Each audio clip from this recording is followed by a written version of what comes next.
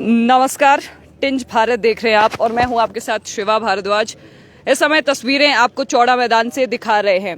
एक कंट्रोवर्सी हिमाचल प्रदेश में चल रही है JOITs को लेकर। ऐसा हिमाचल प्रदेश में माना जा रहा है कि JOITs की जो भर्ती है वो सरकार की बड़ी भर्तियों में मानी जाती है, लेकिन इसमें भी दो पार्टियां हमारे पास रह गई हैं, एक 556 और जो तस्वीरों में आप देख रहे हैं वो दूसरी पार्टी है JOIT 817।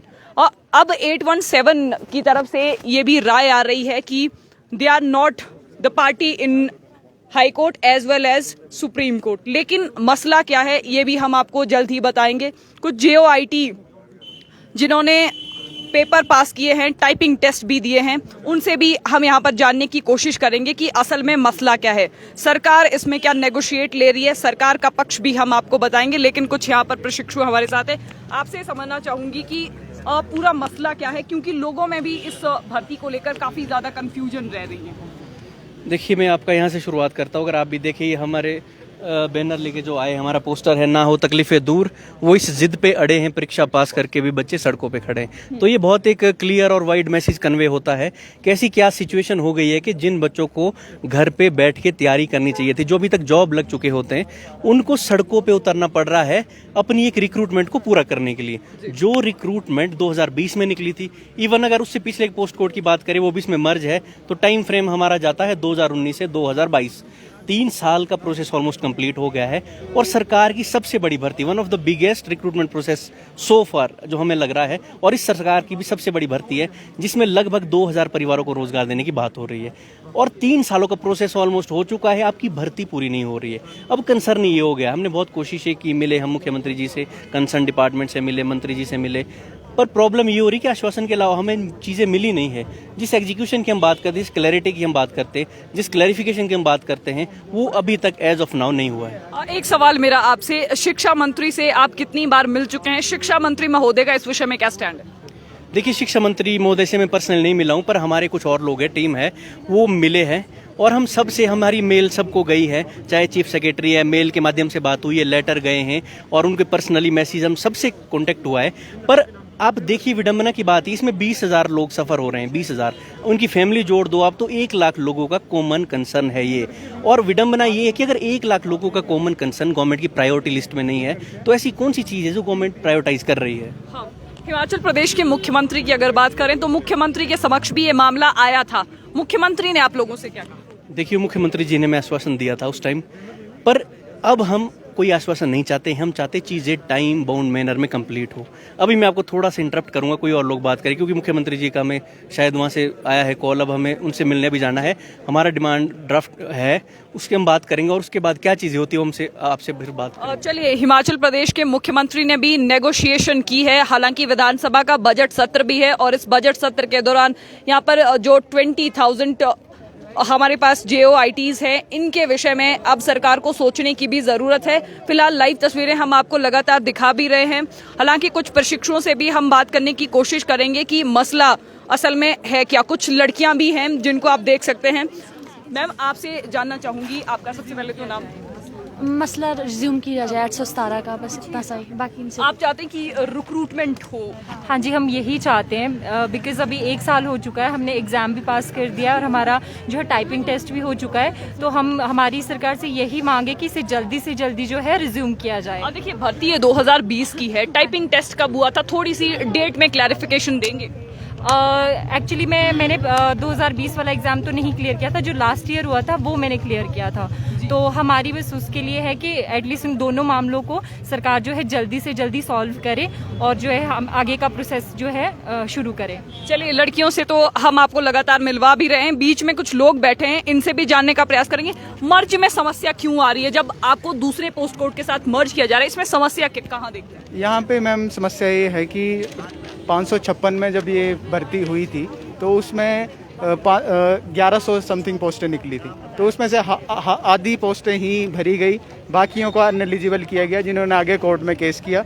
और जब ये 817 की भर्ती निकली तो मानना यही जा रहा है कि वो पोस्टें जो बची हुई थी वो उन्होंने 817 में मर्ज कर दी, और यही इसी वजह से हम बार बार कोर्ट के केस में फंस रहे हैं। लगभग कितनी पोस्टें होंगी? लगभग वो 500 550 के करीब पोस्टें हैं जो पिछली बची हुई थी, जो बोला जा रहा है कि 817 में मर्ज की। इसका कोई अभी तक हमें क्लैरिफिकेशन नहीं मिला है सरकार की तरफ से कि कोई अब हमें 817 में 500 जो पोस्टें बची हुई थी वो मर्ज हुई हैं नहीं हुई हैं। इसलिए हम ये प्रोटेस्ट कर रहे हैं कि सरकार हमें क्लैरिफिकेशन दे और हमारा जो भी प्रोसेस है उसे लिटिगेशन से अलग करे और जल्द से जल्द टाइम बाउंड मैनर में हमारे भर्ती कंप्लीट हो।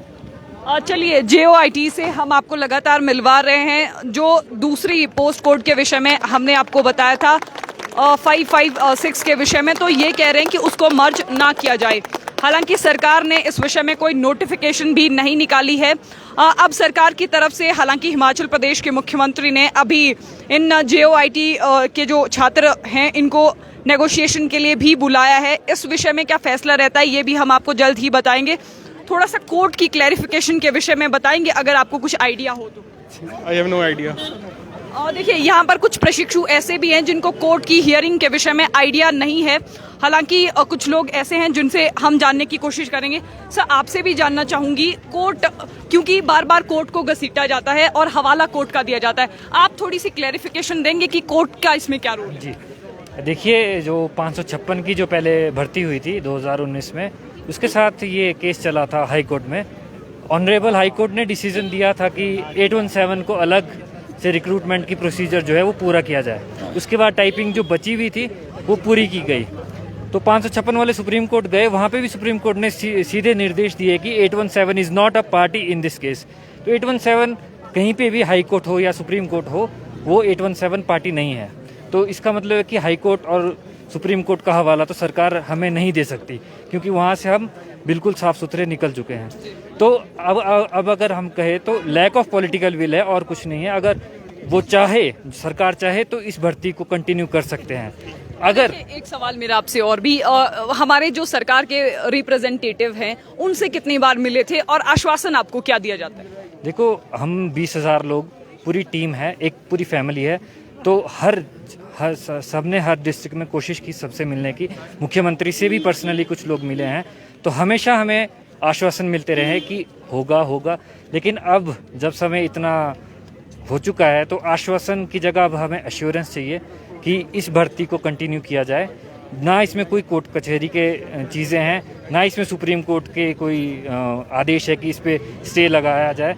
तो इस भर्ती को पूरा क्यों नहीं किया जा रहा है? कहीं ना कहीं तो पॉलिटिकल विल की कमी है, कहीं ना कहीं तो सरकार चाह रही है कि ये हो ही ना। और देखिए, कुछ मर्ज करने की बात भी की जा रही है। अब मर्ज करने में समस्या क्या है, थोड़ा सा इसका क्लैरिफिकेशन देंगे, क्योंकि इसमें हमें जो टेक्निकल पॉइंट्स है वो जानने। देखिए, मर्जर की जहाँ तक बात आती है वो 556 की थी, क्योंकि उसमें कुछ डिप्लोमा थे, कुछ हायर एजुकेशन की समस्या थी, कुछ लोअर एजुकेशन की समस्या थी।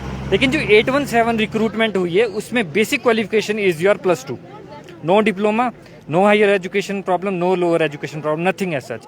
तो वो मर्जर की जो बात आई थी वो 556 में आई थी कि जो डिप्लोमे वाले लिए हैं उन्हें बाहर किया जाए। वो केस अभी भी सुप्रीम कोर्ट में पेंडिंग है, तो उस पर तो हम कोई टिप्पणी नहीं करना चाहेंगे। वो जो जिसके भी पक्ष में आता है वो ऑनरेबल सुप्रीम कोर्ट का डिसीजन होगा।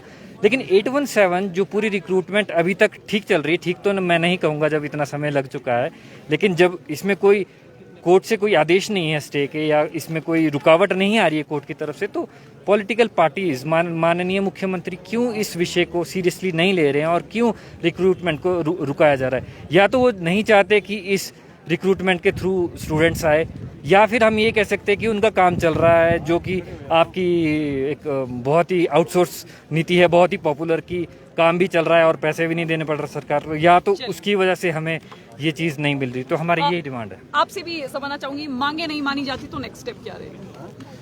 नेक्स्ट स्टेप जो हमारा अभी जिस तरह शांतिपूर्ण प्रदर्शन चल रहा है इसी को हम कंटिन्यू करेंगे जब तक कि सरकार की तरफ से कोई भी सकारात्मक हमें जवाब नहीं आता है, और कोशिश करेंगे कि जहाँ जहाँ मुख्यमंत्री जी की रैलियाँ हों, जहाँ जहाँ मुख्यमंत्री जी की गैदरिंग हो, वहाँ पे जाके उनसे रिक्वेस्ट की जाए। इससे पहले कितनी बार बातचीत हो चुकी है?